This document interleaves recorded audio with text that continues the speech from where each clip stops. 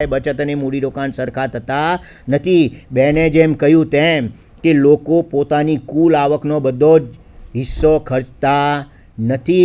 Cans કહે છે કે લોકો કેટલુંક નાણું ચોક્કસ હેતુઓ માટે રોકડ સ્વરૂપમાં પોતાના હાથ ઉપર રાખે છે કે જેનું કોઈ ખર્ચ પણ નથી થતું, જેનું કોઈ રોકાણ પણ નથી થતું.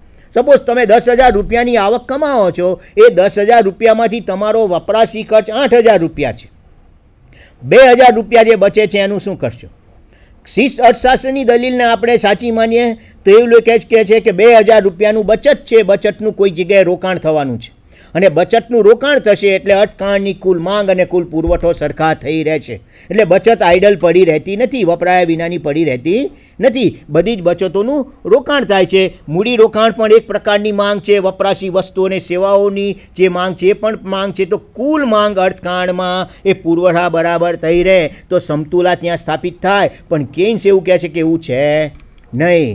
મંદી આવવા માટેનું જે કારણ જવાબદાર છે એ ઊંચા વેતન દર અથવા તો જે વેતન ચુસ્તતા છે એ નથી. મંદી આવવા માટે જો કોઈ જવાબદાર કારણ હોય તો અર્થકાંડમાં આ જે રોકાણ માંગ છે, જેને તમે ઇન્વેસ્ટમેન્ટ ડિમાન્ડ કહો છો, એ રોકાણ માંગ ઓછી છે. અને રોકાણ માંગ ઓછી હોવાનું કારણ એ છે કે મંદીના સમયે જે ખાનગી પેઢીઓ છે, પેઢીઓમાં એક ડર હોય, એક ભય હોય કે પોતે કરેલું મૂડીરોકાણ ડૂબી જાય. જે જોખમ છે, જોખમ ઉઠાવવા પેઢીઓ આગળ આવતી નથી. બીજું કે લોકો જે બચત કરે છે, બચતનું શું કરશે? રોકાણ નથી થતું તો શું કરે છે? કેન્સ એવું કહે છે કે લોકો જે નાણાંની માંગ કરે છે, નાણાંની માંગ દેટ ઇઝ લોકો પોતાની કુલ જે આવક છે, આવકનો કેટલો કિસ્સો હાથ ઉપર રાખે. સવાલ એ ઊભો થાય કે શા માટે લોકો હાથ ઉપર રાખે?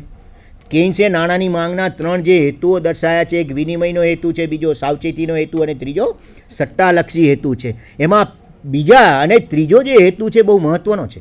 સાવચેતીના હેતુ અર્થે કોઈ કારણોસર આપણે આકસ્મિક સંજોગોમાં ખર્ચ કરવો પડે ત્યારે પૈસા કઈ રીતે લાવવા, તો આપણે કુટુંબ કેટલું રોકડ હાથ ઉપર રાખે છે, જે ખર્ચતા નથી, જેનું રોકાણ પણ કરતા નથી. અને બીજું સટ્ટાકીય હેતુ માટે લોકો હાથ ઉપર રાખતા હોય નાણું. જેટલા અંશે લોકો રોકડ સ્વરૂપમાં નાણું હાથ ઉપર રાખશે એટલા અંશે એટલું રોકાણ થવાનું નથી, એટલા અંશે એટલું વપરાશ થવાનો નથી. તો પછી અર્થકાંડમાં લાંબા ગાળે પુરવઠો પોતાની માંગ સ્વયં સર્જે છે ક્યાંય સાબિત થતું નથી. કેન્સ કહે છે ન વસ્તુ બજારમાં કે ન સાધન બજારમાં. સવાલ આ છે કે વેતન કાપ દ્વારા તમે નાણાકીય આવકમાં ઘટાડો કરશો તો ઉલટું લોકોની આવક ઘટશે, તો મંદી વધારે તીવ્ર બનશે. મંદીને જો તમારે દૂર કરવી હોય તો જાહેર ખર્ચ વધારવું પડે. મંદીને જો દૂર કરવી હોય તો રાજ્યનો અર્થકાંડમાં હસ્તક્ષેપ જરૂરી બને છે અને રાજ્યનો હસ્તક્ષેપ વિના મંદી દૂર થશે નહીં. એટલે પીગુની જે દલીલ હતી કે વેતન કાપ એ જ એવી નીતિ છે યોગ્ય કે જે અર્થકાંડમાંથી મંદી દૂર કરે અને લાંબા ગાળે અર્થકાંડને પૂર્ણ રોજગારીની કક્ષાએ સમતુલામાં લઈ જાય. પણ કેન્સ એવું કહ્યું, બેને કહ્યું તેમ કે કેન્સ એવું માનતા હતા કે અર્થકાંડ પૂર્ણ રોજગારીની કક્ષાએ નહીં પણ અપૂર્ણ રોજગારીની કક્ષાએ જ સમતુલામાં હોય. પૂર્ણ રોજગારીની કક્ષાએ ક્યાંય સમતુલામાં હોતું નથી. લાંબા ગાળે અર્થકાંડમાં કેન્સ કહે છે કે બચત અને મૂડીરોકાણ સરખા નથી હોતા. બચત એ મૂડીરોકાણ કરતાં વધુ હોઈ શકે, પણ એનું રોકાણ ના થાય તો રોકાણ માંગ ઓછી હોય. રોકાણ માંગ જો ઓછી હોય તો મંદી કઈ રીતે દૂર થાય? તો જો ખાનગી ક્ષેત્ર અથવા તો તમે જેને બજાર કહો છો એ બજાર આ બાબતમાં નિષ્ફળ જાય તો આનો ઉપાય શું? આ કોણ કરે? સવાલ આ છે. રોકાણ માંગ વધે એ પગલું કોણ લે? ખાનગી રોકાણકારો આગળ ના આવતા હોય રોકાણ કરવા માટે તો સ્વાભાવિક છે કેન્સે મેકમિલન સમિતિ સામે જે રજૂઆત કરી તે રજૂઆતનું બહુ જ મહત્ત્વનું પાસું એ છે કે રાજ્ય પોતે અર્થકાંડમાં દખલગીરી કરે અને રાજ્ય પોતે જો અર્થકાંડમાં દખલગીરી કરશે તો જ અર્થકાંડમાંથી મંદી દૂર થશે. બીજી એક વાત મિત્રો કે શિષ્ટ અર્થશાસ્ત્રીઓ એવું માનતા હતા કે અર્થકાંડમાં જે સમતુલા છે એ સમતુલા એ સ્વયં સંચાલિત છે.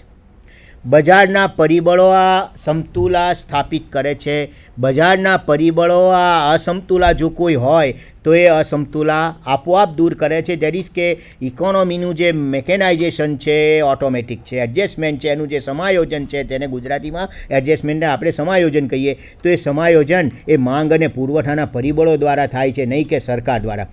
તો લાંબા ગાળે માંગ અને પુરવઠો સરખા હોય તો લાંબા ગાળે બહેને કહ્યું તેમ કે પેલો શેનો બજારનો નિયમ કે પુરવઠો પોતાની માંગ સ્વયં સર્જે છે હકીકત સાબિત થઈ જાય. પણ મંદી 1929થી 33 અને અમેરિકા જેવા દેશોમાં આજે 37 સુધી મંદી આવી. એ મંદીએ શીર્ષ આર્થિક વિચારધારામાં એક ભૂકંપ ઊભો કર્યો. જે લોકો એવું માનતા હતા, અને તમે જુઓ મોટાભાગના દેશો જ્યાં પણ બજાર આધારિત અર્થકારણ હતું ત્યાંના અર્થશાસ્ત્રીઓ, ત્યાંના રાજકર્તાઓ, સામાન્ય લોકો બધા જ એવું માનતા હતા કે શીર્ષ આર્થિક વિચારધારા એ જ યોગ્ય છે અને એ મુજબ જ અર્થકારણનું સંચાલન થાય, રાજ્યનો કોઈ હસ્તક્ષેપ જોઈએ નહીં. પણ 29ની મંદી પછી મેક્રો ઇકોનોમિક્સમાં એક નવી ચર્ચા આવી અને બહુ રસપ્રદ ચર્ચા આજે પણ ચાલે છે. મિત્રો, શુમ્પીટર નામના અર્થશાસ્ત્રી થઈ ગયા અને એમનું એક પુસ્તક છે the history of economic thought. History of economic thought.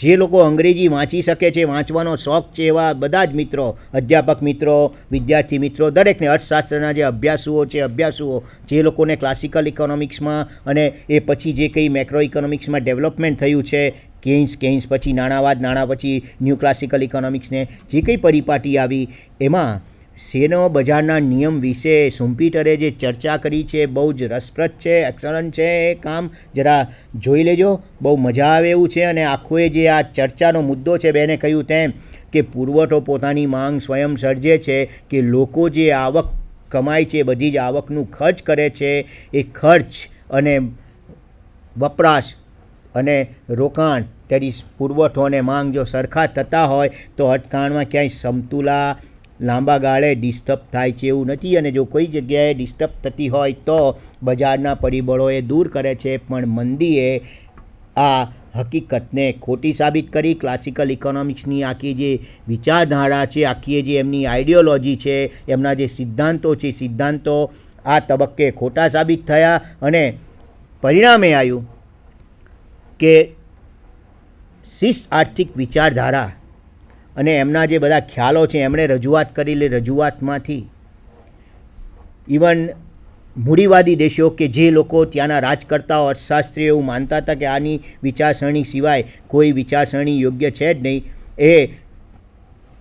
માંથી એ લોકોએ એક બોધપાઠ લીધો કે ક્યાંક અર્થકારણમાં રાજ્યનો હસ્તક્ષેપ જરૂરી છે. પીગું ભલે એમ કે વેતન કાપ દ્વારા તમે બેરોજગારી દૂર કરી શકો. હવે વેતન કાપ દ્વારા બેરોજગારી દૂર થઈ શકે નહીં એ પણ સાબિત થઈ ગયું. અમેરિકામાં એ જ ગાળા દરમિયાન મિત્રો નાણાકીય વેતનોમાં લગભગ 30% ઘટાડો થયેલો છે. ઇતિહાસ આવું બતાવે છે, આ કોઈ ઘરના દાખલા નથી. ઇતિહાસ એવું કહે છે, એ વખતનો સમય એ વખતે જે આંકડાકીય માહિતી પ્રકાશિત થઈ એવું કહે છે કે અમેરિકામાં નાણાકીય વેતન દર ઘટવા છતાં બેરોજગારી ઘટવાના બદલે વધી છે. જો હકીકતલક્ષી અભ્યાસ તરીકે જ આપણે એને જોઈએ તો ત્યાં પણ આપણે એવું કહી શકીએ કે આ પીગુનો જે વેતન કાપનો સિદ્ધાંત છે, સિદ્ધાંત સાચો નથી.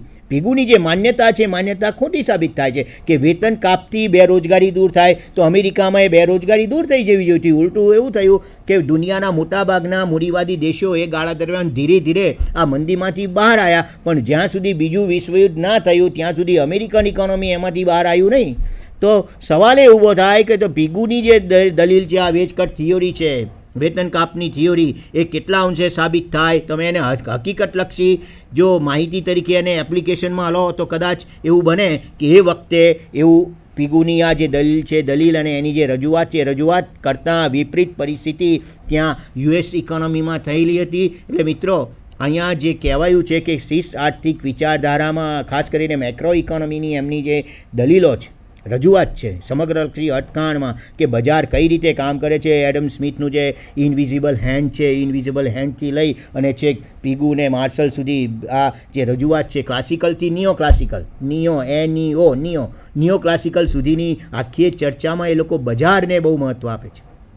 બજાર એ સ્વયં સંચાલિત વ્યવસ્થા છે, એમાં રાજ્યના કોઈ હસ્તક્ષેપની જરૂર છે નહીં. પણ સવાલ અત્યારે એ ઊભો થાય કે ખરેખર રાજ્યના હસ્તક્ષેપ વિના બજાર યોગ્ય રીતે કામ કરી શકે ખરું? તમે એને અત્યારના સંદર્ભમાં જુઓ.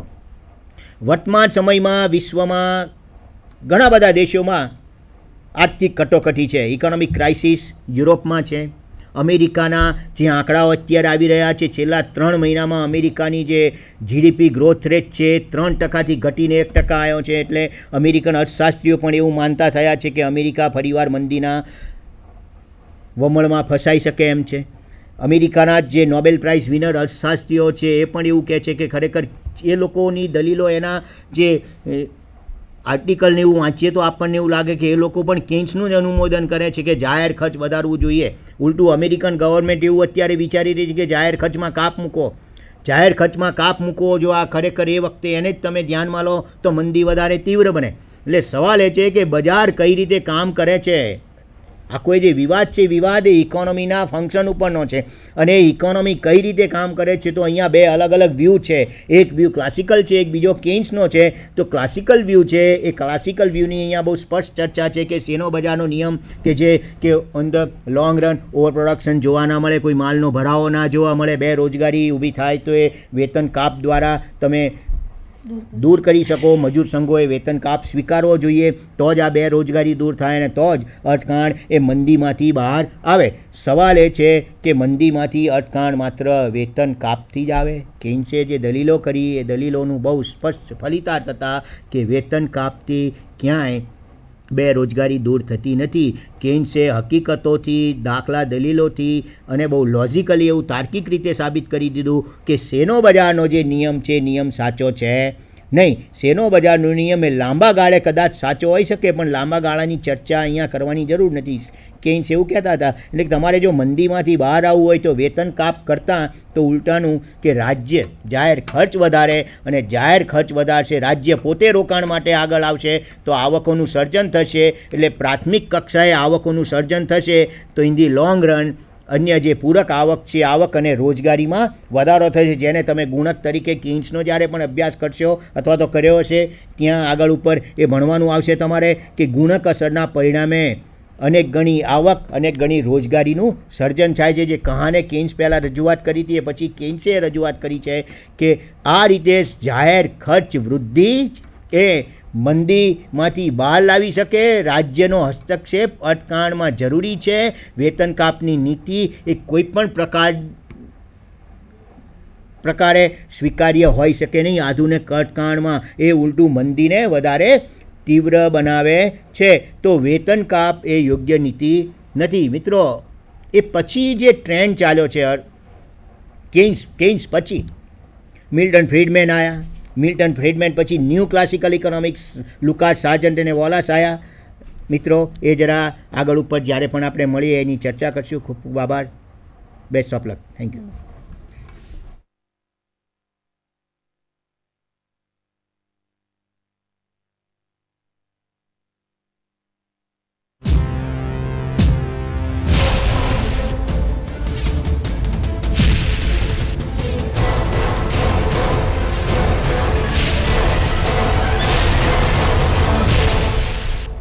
Sandhan